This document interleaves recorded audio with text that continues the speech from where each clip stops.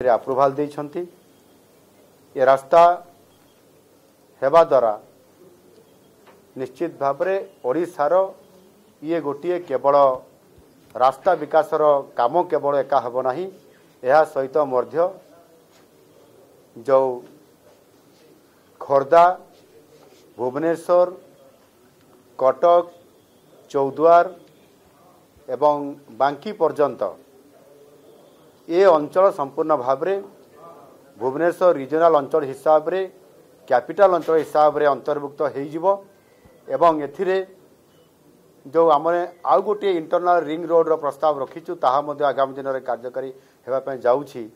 एवं गोठपाटना पाखे आम जो गोटे न्यू सिटी करने जाऊँ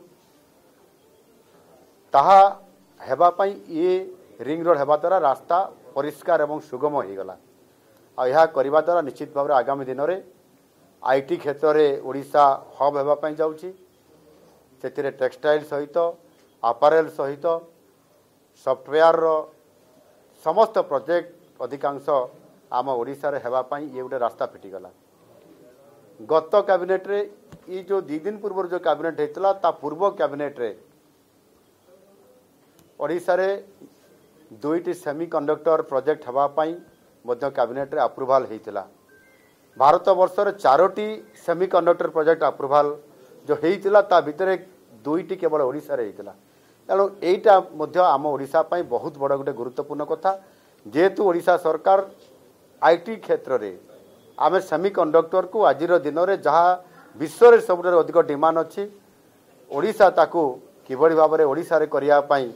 जो केंद्र निकट में दाबी रखी ताहा आज पूरण हो पारिछि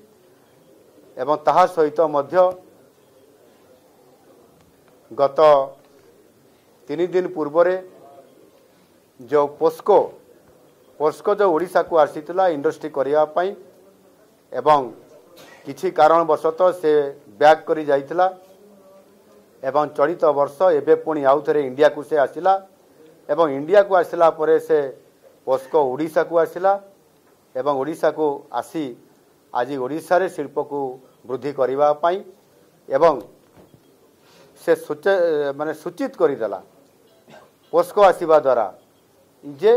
भारत वर्ष रे ओडिशा होउची इंडस्ट्री करिया पई सबुठारु उपयुक्त स्थान। एठी खणी अच्छी,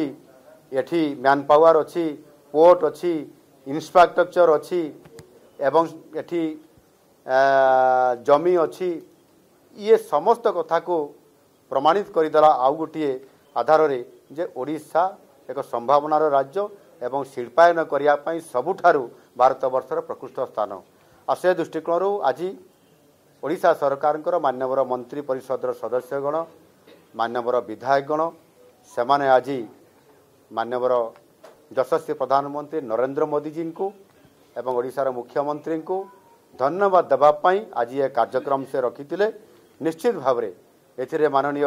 प्रधानमंत्री को जी को मध्य मु धन्यवाद देवी। तांकर प्रत्यक्ष भाव में सी सेठी जो जेएसडब्ल्यू सहित पोस्कोर ये जॉइंट वेंचर रे जो केन्दुझर पाटना रे जो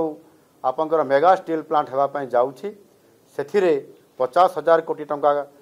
इन्वेस्ट करने खर्च करने जो प्रस्ताव मुझे से 40,000 कोटी टंकार एमओयू हो सारी किंतु 50,000 कोटी अधिक टंका इन्वेस्टमेंट से होगापी जाऊँगी। आउ से निजे माननीय प्रधानमंत्री जी जेएसडब्ल्यू चेयरमैन साजन जिंदल महाशय को से बधई देइछंती जे साजन जिंदल सी प्रथम इनवाइट करथिले एवं भरोसा देइथिले एवं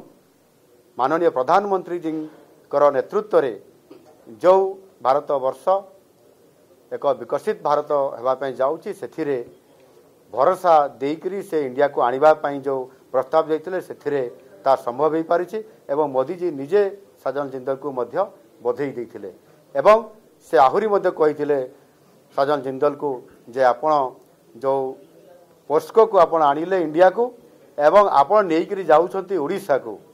एवं ओडिशा रे जो मानव मुख्यमंत्री अछंती से निश्चित भाव में एथिरे आपण को संपूर्ण भाव में सहयोग करिवे। से शिल्पायन करने जो प्रकार वर्तमान गोटे मोटिव्रे अच्छा जो प्रकार गोटे परिवेश तैयारी करिसेंती से निश्चित भाव में पोस्को समेत जेएसडब्ल्यू एवं समस्त शिल्प उद्योगपति माने ओडिशा आड़ को निश्चित भाव में जीवे और से अनुसार करने एणु आज ये जो गोटे धन्यवाद प्रस्ताव आज माननीय नरेंद्र मोदी जी को दिगला आगामी दिन में आहुरी रास्ता फिटुची आहुरी शिल्प आसब एवं आम एठी अर्थनैतिक दृष्टिकोण भित्तिभूमि दृष्टिकोण एवं ओडिशार लोक मानकु प्रगति पथरे अर्थात समृद्ध ओडिशा जो आम परिकल्पना करिछु जो विजन 2036 एवं 2047 जो आम रखीचु से आधार में आज आउ गोटे स्टेप आम आग को बढ़ीचु निश्चित भाव में ओडिशा ये क्षेत्र में शिल्प क्षेत्र में आग को आगेब एवं अर्थनैतिक दृष्टिकोण आगामी दिन में श्रेष्ठ 5टी राज्य भितर स्थानित हम ये जो कथा आम बारंबार कहूँ ताहा आज प्रधानमंत्री तांकर प्रत्येकटी कैबिनेट बैठक में ओडिशा को प्राधान्य दे जो प्रोजेक्ट गुड़िक अप्रूवाल कर चली ताहा सूचई दौची जे ओडिशा निश्चित भाव में भारत वर्ष रे